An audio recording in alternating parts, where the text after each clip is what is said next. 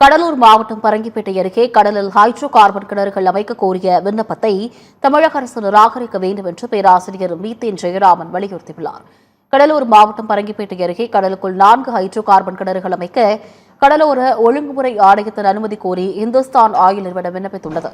இந்நிலையில் மயிலாடுதுறையில் மீத்தேன் திட்ட எதிர்ப்பு கூட்டு இயக்கத்தின் கூட்டம் தலைமை ஒருங்கிணைப்பாளர் பேராசிரியர் மீத்தேன் ஜெயராமன் தலைமையில் நடைபெற்றது. இக்கூட்டத்தில் மாவட்டம் பரங்கிப்பேட்டை அருகே கடலில் ஹைட்ரோ கார்பன் கிணறுகள் அமைக்க அனுமதிக்கக்கூடாது என்று தீர்மானம் நிறைவேற்றப்பட்டது.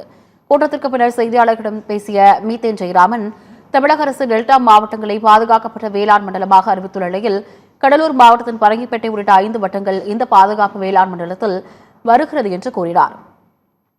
எனவே இந்த விதியை தனியார் நிறுவனத்திற்கு எண்ணெய் கிணறு அமைக்க அனுமதி அளிக்க கூடாது என்று மீ ஜெயராமன் வலியுறுத்தினார்.